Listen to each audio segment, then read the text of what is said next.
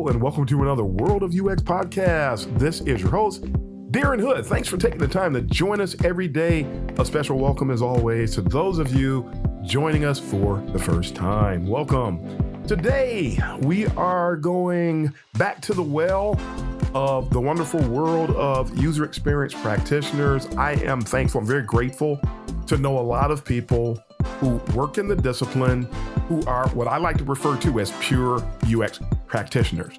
No cult of UX practitioners, no people who are just making things pretty or faking it till you make it and things of that nature. We love sharing and bringing people in these Talkin Shop sessions. We love bringing people on here who know what they're talking about, who bring something to the table, who have something that other people need to hear. And we're talking about being caretakers, or I often talk about being a caretaker of the discipline. I often talk about how that we're all ambassadors of the discipline, whether we like it or not.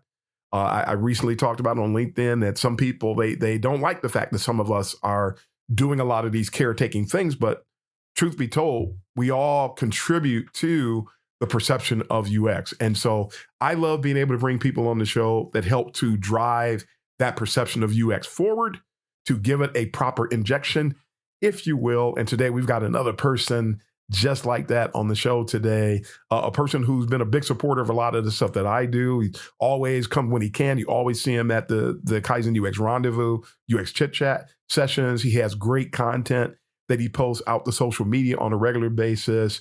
Just a real down-to-earth person that just really just tells you like it is, not afraid to tell you like it is, but again, is a pure UX practitioner, not in it to play games, not in it for trying to fatten his wallet at the expense of the discipline, but really representing the discipline the right way. I always let people introduce themselves, but I always like to have this little precursor to sort of tell you who's coming on in general. But today I am happy to have with me somebody who's been involved in this discipline going all the way back to 2000. Which is before some of these people who claim to be UX leaders were even born, but we won't go into that. Today I have with me Lou Susi. Welcome, Lou Susi, one of my fellow academia folks, fellow professors at Brandeis University. Lou, take it away and tell the folks who you are. Yeah, thank you so much, Darren. I really appreciate it. And this is like a little bit of a dream come true for me. You're one of the many people, but probably one of the primary people that I have that Wayne's World moment where I think I'm not worthy. and so for me, because I'm a little bit of a comedian, I joke a little bit about some of the industry, and sometimes I wonder how my content comes across. But I think that you picked up on it the right way. That's what I intend, is to speak truth, but also have fun with it, and to be serious, but also to make sure that we all have a laugh at it too, because it's not, nobody, unless you're in a certain bunch of fields within UX, you're probably not going to be, it's not, nobody's dying from it, right? Unless you're doing more of the HCI stuff. I back off on that one a little bit, but and you're dealing with giant physical interfaces inside aerospace machines. But so thank you so much, Darren, for bringing me on, and yes, and I'm glad that we get to talk like this. So what's the first topic du jour? Well, let's we'll go down our standard intro segment, sure, here, which we love to do that. Let's let the folks know who you are. Who is Lou Susi? How long have you been in UX? How did you get into UX? And what was that light bulb moment? We usually do these one at a time. I'm throwing them all out here. That's all right. What was that light bulb moment for you where you decided this is where you needed to pitch your tent? So right now we'll just talk about the Lou Susi story. And where does how did Lou find his place in the world of user experience? Yeah, so thanks. I come in from the visual arts. I went to undergraduate school for fine art, which was mostly drawing and painting. And then I moved towards performance art with some advice from the sculpture teacher that I had at UMass Lowell. Was really great. He said, Lou, do you ever go to this Mobius thing? And Mobius is an experimental performance art group in Boston, but also all around the world. And he just recommended I go to this fundraiser. And when I went there, this was one of the first places where I thought, like, wow, these are my people, this is my home, because it was just a wild scene. It was a little bit like a 60s happening thing, but also I just felt like there was pure creativity in the room and that I was walking through a dream. And in a weird way, that's what I like about UX, is that it's another one of these homes for me. And that the people, like when I went to UXPA Boston this last year, I thought, this is why I love this industry, is because these are my people. I can talk with them about anything. I was talking with them about some challenges I was having with an episode of Hypomania, and they were like, oh yeah, I have something like that. We're talking about some neurodiverse personal issues, but at the same time, didn't scare anyone off. And it's just part of being creative, and part of being a human being. So let's get back to the topic, which was, so I come in through fine art. Yeah. And then went back to school for a certificate in multimedia applications, which is basically production for CD-ROMs back before the web was big. Okay. Yeah. So I was learning lingo, and before there was ActionScript, and it was Director before Flash. And so I come from that era. I still wouldn't consider that to be UX. I was doing interactive production work for CD-ROMs for a company called Virtual Factory, which when I left, I thought I should tell them, why don't you just call it Factory, Because it wasn't virtually a factory. It was pretty much factory work. But anyhow, not like my grandparents did, but, digital. So then it was shortly after I went into I didn't even finish the certificate. I did finish it, but before I even finished it, as I started, I got a job at a newspaper company just doing editorial work and production work there. But I slowly moved my way up into design at a startup. And within that period of time, which was 1999, 2000, I started to read about UX design, and probably came in through going to websites like WebMonkey, and reading about HTML, but also some strategy, and then reading books like The Art and Science of Web Design. And Jeffrey it Vane. wasn't, so I mean, these are all books we know and love. Some I need to get back to personally. Yeah. I love rereading every once in a while The Inmates Are Running the Asylum, which is a favorite of mine. It strangely gives me a lot of empathy for the teams I work with, but also, makes me realize, well, we're all coming at this just from a slightly different perspective, and we have to respect that and live within one team.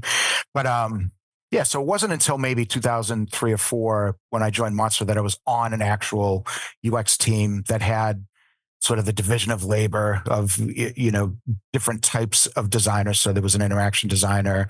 Most people there might have been more of an information architect / visual designer. Was before Agile, but not I guess post radical design. What was it called? Rapid application development, I think, was pre-Agile. Yep. So that's where I came in. I think my aha moment was reading probably that book, The Art and Science of Web Design, realizing there was another book too about, I probably have it right over there too. That's a scary part. And I can't remember the name of the author. There were so many good ones. It was about social web, but before there was a social web, it was about bulletin boards and about, but it was literally about, giving you that perspective of, these are the things that users need to do, and this is why we design it this way. And this is, I don't think it really talked about doing the research or doing usability, but it did give you this better mindset of like how to think from a user-centered perspective. So it was really through reading, by doing the work on the job, by talking with other people, other designers in the field, and learning that way. I wish earlier on I was one of the folks that was in a consultancy though, like an Adapted Path or something like that, but I just didn't know of any out this way. So it's funny as you were mentioning that. I'm going to throw a book name out there, whether it's right or wrong. For some reason, as you were mentioning that, I started thinking about Jeffrey Veltman and Designing for Web Standards. Was that by chance the book you're talking about? No, unfortunately, no. That would be great. I think I have to go back to that because, which is the one I'm talking about? Oh, it's not there. I wish it was. I think it was more, wasn't as deep as that. That would be a good one though. And my friend, I don't know. Do you know Jennifer Strickland? No. Okay. She's at least MITRE. I don't think I do. You might. I mean, because she goes to when they have conferences for WCAG and all that, and is very much into design that takes things into consideration, like how the processing speed and or the weight of the images is going to be not sustainable, for Mhm. energy consumption. So all the way down to that level. Although I assume the book about web standards you're talking about was just about more usability, universal design, that sort of thing. That's, if I remember correctly, that's the kind of stuff. It was just one of those foundational books Yep. Yep. that when we were first getting involved, a lot of us that have the 20 plus years, Yeah. and so we were surrounded by this plethora of books that were covering so many different angles of the discipline that today almost seems like they're like untouchable. Nobody's bringing these topics up. The art and science, Jeffrey Veen, Yep. Jeffrey Vane. Yeah. Kelly. I mentioned Kelly Goto a lot. She did a book about web design. She did a web design book that just the principles that were presented in that book. Today they're so second nature. I can't go. On page 46 of that. That's not the way it strikes me Yeah. anymore. But it was when we learned them, you really immersed yourself in them. The old web pages that sucked. Not only, I was just reminded Yeah. recently, Yep. not only did they have a website, they had a book. Yeah. Also, we were talking recently about GUI bloopers. Oh, I That was remember an that. old No, book that's, that yeah, you learned how to do good design by studying bad design. bad design. Yes. Yeah. Defensive design for the web. Phenomenal. I learned how to design forms studying defensive design for the web. It was a book full of terrible examples. Homepage usability by Jacob Nielsen. He Yep. took 50 popular websites and ripped them to shreds, which is how I learned how to really, really tackle redesign problems. Yep. That when you had a website, this is what your current state is. Let's look at what should we keep and what do we need to redo. And it became a part of who I am. Yeah. To this day, you take something and you rip it to shreds. And I actually got my first full-time UX gig because they asked me. I don't think they asked any other clients, if I remember correctly, or any other interviewees. They asked me to critique that company's website. And I went Their into own. yes, and I went into full-blown Jacob Nielsen mode, homepage usability, and ripped the site to shreds. And they said, you know what? We feel the same way. And that's how I got the job, because I told them that their site sucked. Yeah. Yeah. Which said, you need that kind of leadership, though, to yes. be able to say, look, we know we need you. Yep. We need you to, and we know the problems. Maybe they don't know the problems, but as you point them out, they actually were able to listen and not be offended. Yes. And that's very important for an organization to be that. Yes, it is. That yes, in tune and mature about what this is about, Yeah, especially in this day where neuroticism seems to rule. Yeah. In UX circles, and that you tell somebody. I told somebody recently about what's going on in the world of UX. And after they heard me talk about the pitfalls, the challenges, a lot of the things happening right now that's, you still love UX, but the truth of the matter is it's crazy. Yeah. In UX right now. And when they heard me finish with this little 5-minute diatribe, they said, well, thanks, Darren, for telling me about how great it is. And like they were facetiously responding to what I said. And I said, you can either know what's going on in UX, learn how to navigate it, or you can run smack dab into it, like running into a brick wall and have no plan, no understanding, have nothing to work with whatsoever. What would your choice be? How would you like to? Because you're going to run into these things. Yeah. If you're in UX, how would you like to face these things? There's a lot of coddlers. I know we're already jumping a different direction. Okay. That's fine too. But there's a lot of coddlers out there. There's a lot of people that know that things are crazy and don't want to say anything to anybody about it. I find that to be disrespectful, personally. Yeah. I think that's disrespectful to the other people they're coming into the discipline. They're trying to make a life for themselves. They're trying to get involved. And then you're going to hide something from them as if you're doing them a favor. That's not, and it makes me think about that one blog post I have called "There's a Nail in Your Tire," and then or how to accept constructive criticism as a UXer. That's the title of the blog post. If you're driving a Maserati, you have a nail in your tire. You need to know there's a nail in your tire. Right. You don't need for me to be joining you and celebrating the fact that you're driving a Maserati or Ferrari or whatever it is. For that matter, if you have a nail in your tire and I see the nail, And you're excited because of this vehicle, but I'm looking at it. I see a nail in your tire. I know the danger that nail presents. I know the threat that it is to the well-being of this car that you're celebrating, as well as your own personal well-being. And so a lot of people know that somebody has the proverbial nail in their tire, right, and don't want to tell them. How disrespectful is that? So it's just amazing. You're about to say. What I was going to say is, and me as the driver of the 2012 Elantra, say, thank you very much for telling me about the nail, because I don't want to die. I like the fact that you care about me, and that you want me to be driving not only in safety and comfort, no matter what the age or the vehicle make it is.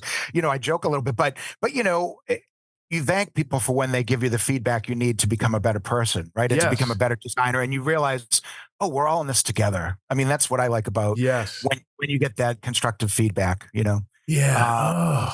I do think it's important, like you said, though, and I do this mostly, I care about my students, when they're, right now I've taught interaction design principles these last couple of semesters at Northeastern.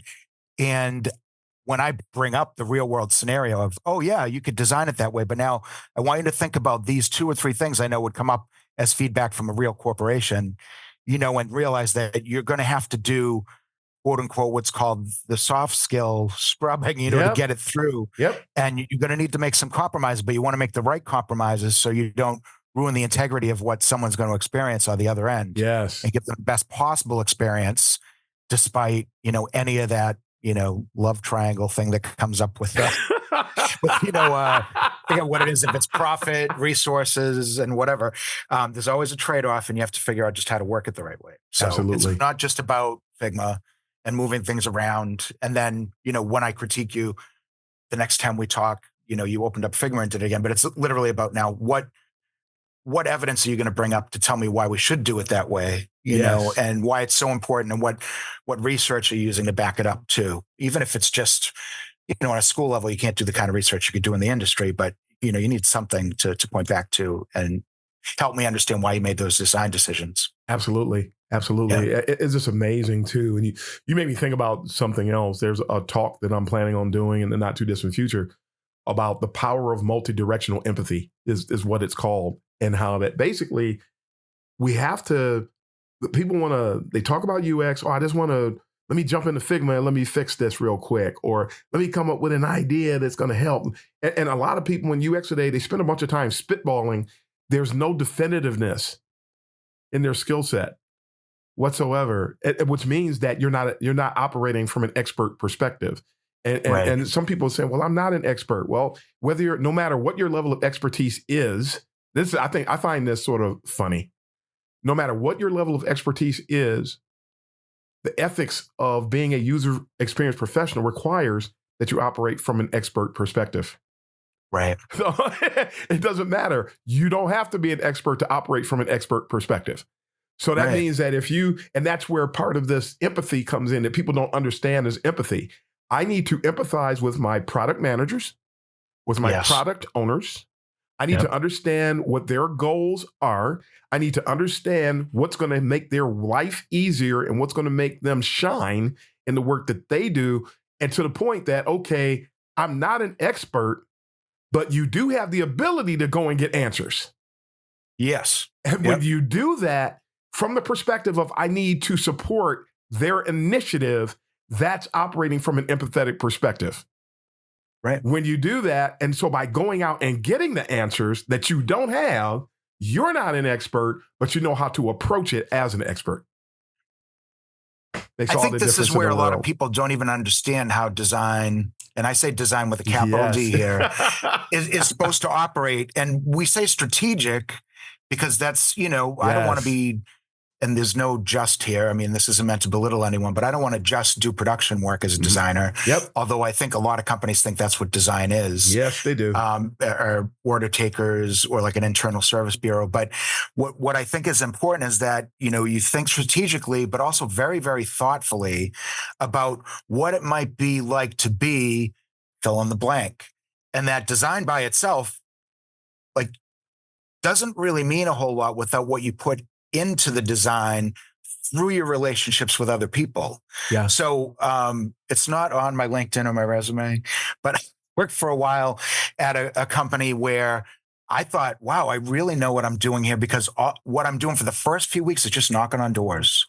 Doors are very intelligent, crazy smart engineers. And when I say engineers, engineers of, from manufacturing, large scale, very technical, I won't go into exactly what they made, but it was my job to learn as much as I could about that, and not be a subject matter expert, but to know enough from each subject matter expert's point of view to be able to bring that to design, make the right decisions, and then use that as my first round, to then keep getting the critiques and the feedback, and then move forward and keep iterating on the design so that it would make sense for the industry we're in. Not that I would have ever on my own bumped into those people out in the real world.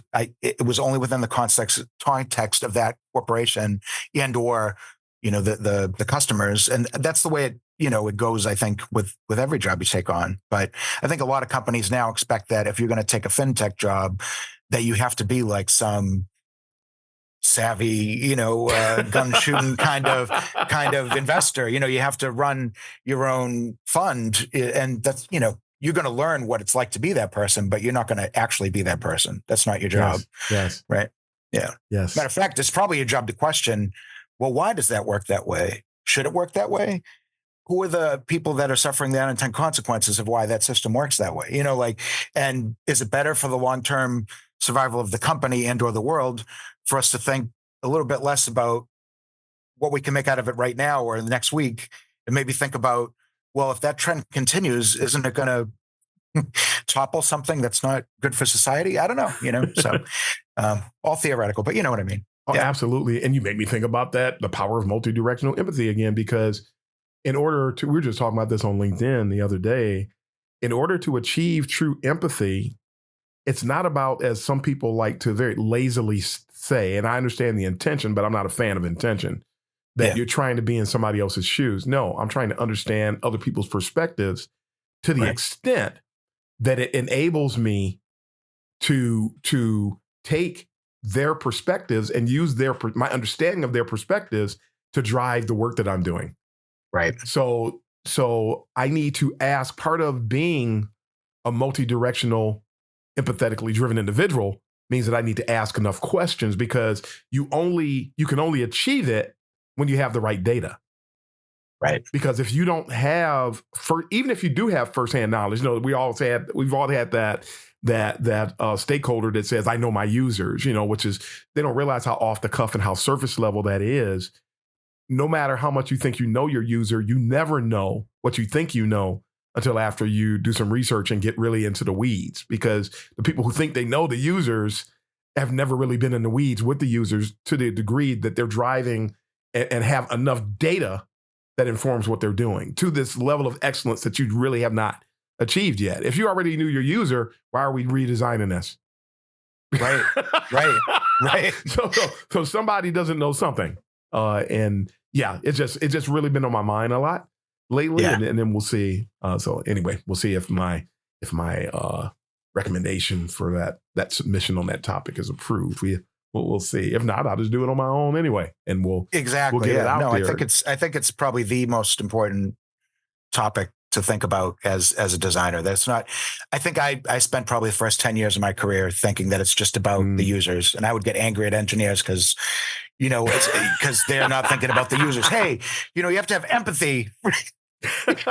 Meanwhile, I was having no empathy for engineers about what they have to face, and that's not the right way to be. And I learned the hard way, and then I read the book, and that's the scary part.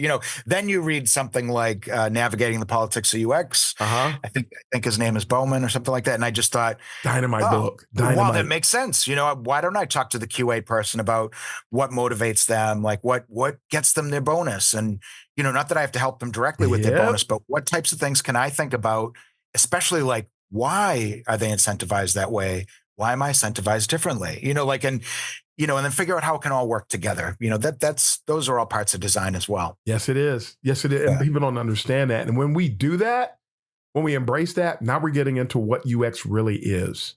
Yeah. And somebody was having started a conversation on LinkedIn the other day. You may have seen this, where somebody was saying we need to stop calling ourselves UX designers. UX, that the use of that creates a problem, and use of the word design creates a problem. And I had to chime in, and I said, I have never had a problem with the moniker, because I came to understand that UX is just a moniker. It's not a thing. It's a moniker. It's something that's used to represent a body of things. And so I understand what UX is. At one time, if somebody asked me to describe UX, I struggled just like everybody else did or do. But today I don't. I don't have a problem with the term UX. I don't have a problem with the word design, because I know what design is. It's about solving problems. It's a strategic element. It is not opening up Figma and conquering things and having a potluck. That's not what design is. It is a strategic engagement that is used to accomplish a set of goals and to achieve the sweet spot between the business needs, the user needs, and the constraints. It is a problem solving exposition, if you will, not doing something visual. And so people don't understand that. And then some people came in and they were responding, and some people came back, and actually one person came in and was saying that, they tried to say, well, really, if we start here, that's a start. No, and I reminded some people, and I said, hey, I was talking to a group of people and I brought the same topic up, and I say, how many of you have ever, actually I was talking to some of my students, and I said, how many of you ever had to pull up weeds when you were a kid? And like half of the hands went up. And say, we learn from a metaphorical perspective. If you have experience pulling up weeds, then you understand that if you just chop off the top of the weed, you've done nothing. Right. And then the very next day, that weed is like you didn't do anything. It would overnight, that weed would be back. Yeah. And it's like, wait a minute, I got rid of that weed. No, you didn't. You chopped it off at the top. You took off the surface, but the root, the thing that produced it, is still in place. And I use that metaphor to say that if you change what we call it, and I don't care what we call it, if you change what we call it, you have done nothing. It's like taking off the top of the weed, because we have to change at the fundamental level. And if we don't change the perception and the activities and the value prop, the things happening beneath the surface, no matter what you call it, because I don't care what you call it. I read something, found out they tried to call us experienced designers in 1995, 1996. It didn't catch on.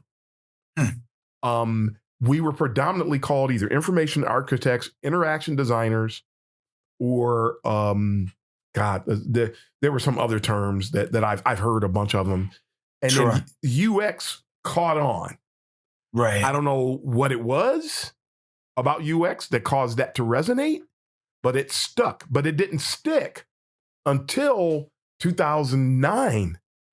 It wasn't until 2009 that you started seeing it. Before that, most of us were, information architects, interaction designers, and that was it. And so it's funny that they say that UX confuses things. No, people are already confused. Oh yeah. Yeah. The term doesn't confuse it. Although, I'm sure that because there are so many different terms and they just keep coming up with them. Yeah. It gets more and more confusing. Yeah. We've talked about in the past too. I guess the only subtle thing is to look into like what the trends are. Right. And we talked about this before so for a long time, UX. And now recently, it seems like the shift is towards product designer. Yeah. And there's nothing wrong with that, but I find it interesting that the idea of something not being necessarily being designed for the user, that you're just designing a product, let's not worry too much about all that pesky research that supposedly slows things down or is too expensive. But that actually it reduces risk. It makes sure you're designing the right thing. Yep. Make sure you're on target and and actually making things for people that people need to use that are actually customers. They're the people that are going to use what we're creating, whether it's a product, service, or experience, and they're going to They're important. So, I don't really care if I'm called a product designer or a UX designer, but I do care that it's a strategic position. Yes. Even if you're like, I used to be senior visual designer at several places, but, as I was reading more and more and moving more and more towards UX, I think you just have to be the UX designer. You have to think from that perspective as a leader and know that, yeah, there is something about ethics involved here that companies might not want to hear about, but you have to push back and make sure that, the right decisions are being made to the best of your ability. Because some of it does affect how society gets played out. Yes, absolutely. Yeah. Yes. Let's dive into some of our topics. I know Sure. we've already. I know we just. Yeah, I thought we were there. I thought we were in there. Yeah. We already did it, but let's officially get into. Let me bring up that little. There we go. Let's officially get into some topics. And the first one was, and again, we've already talked about some of this, but let's literally officially get into some of these things. Yep. What are Lou Susi's thoughts on UX today? You've already, again, hit on this to some extent, but what are your thoughts on the state of UX specifically today?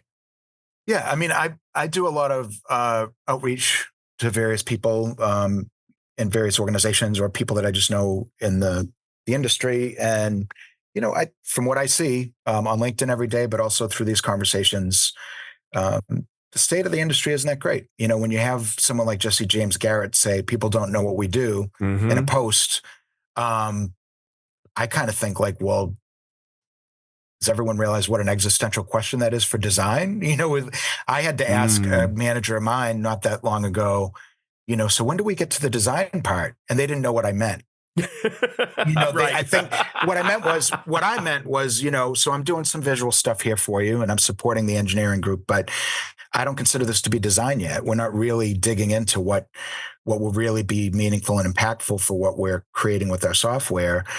And they weren't picking up on that as my manager. But also, I think what Jesse James Garrett is saying is that in general, business doesn't know what design or UX does for them. And that is scary to me. Yes. And I think it's proven by how many layoffs that have gone on over the last few years.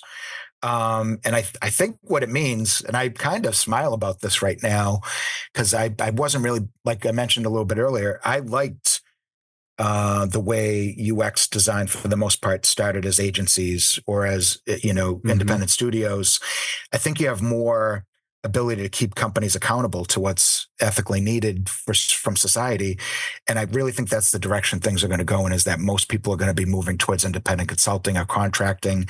They're going to have to learn business more, which is where I feel like I could use a little bit of a, kick in the pants to strengthen my independent consulting skills while, I'm still looking for a full-time gig, but at the same time, I'm working on ideas from the perspective of, I know there's a problem. I pick a problem and I start to research in that area and start to figure out what I can do. And hopefully by talking about it and by presenting it to people in a more, what I'm calling a non-entrepreneurial way. I don't consider myself an entrepreneur, but from someone who's naively trying to move through by actually doing the design and presenting or pitching, find out more and more information about the problem space, and then maybe land a sponsor. Do it backwards, do it flip, because the whole world is flipped upside down right now in the design world, as far as I could see, or big tech or whatever you want to call it. I call it big tech because, it does seem like for the most part, when you're on site for a company, you're helping the C-suite and the shareholders make their big bank while you're doing the work that needs to be done, but not necessarily helping society in that impactful way that I want to help, at least. Right. Yeah. Yep. So good stuff. I find it interesting that some of us keep trying to, like what Jesse James Garrett did, who is the most outspoken of the pioneers. Jesse James Garrett, shout out to him. Appreciate him greatly. Impacted my life tremendously. Alan Cooper is another one that I have heard actually become vocal about what's happening in the discipline today and how misdirected it is. I actually got to share the stage with him once for a couple minutes, and I was thanking him for being outspoken about it, and I got to talk right in conjunction with him. And you have people that are coming into the discipline and they don't realize what they're coming into. Right. It's like saying, I think about the movie. I love movies, and think about the movie Twisters and these people chasing these tornadoes, and tornadoes reminds me of what the world of UX is like today. Yeah. It's like, hey, I think I want to do that, and you come over here and you find out we're chasing tornadoes. So this is not just something you just ease around in. I think that's a great parallel. I think so. It's you don't just come over here and jump in a vehicle and go out and take a picture of the tornado, and that's all fine and dandy. If you don't make the right move, it can be extremely counterproductive. And everything is not cotton candy and unicorns and all that, and roses and all that kind of stuff. It's a very volatile arena. Yeah. That especially for those of us who've been doing it for a while. I had a conversation with somebody recently.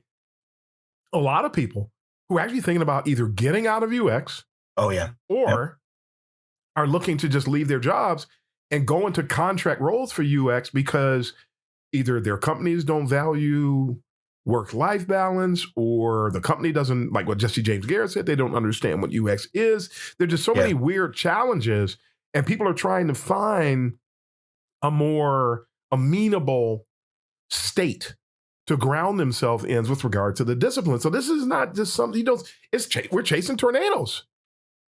And we almost have to jump in the tornado, right? Yes. If you don't want to be involved in quote unquote the politics of it, then you're probably in the wrong profession, because I think you have to be strategic and you have to be able to sit in rooms with people who don't know what you do, but need to hear what we're about. And they need to understand that sometimes the good ideas, not only do they not come from, the leaders of a company, but they might not even come from within the walls of the company. Like if you're not looking around and trying to make connections between multiple disciplines, then you're probably not in an innovation space that could be changing the world.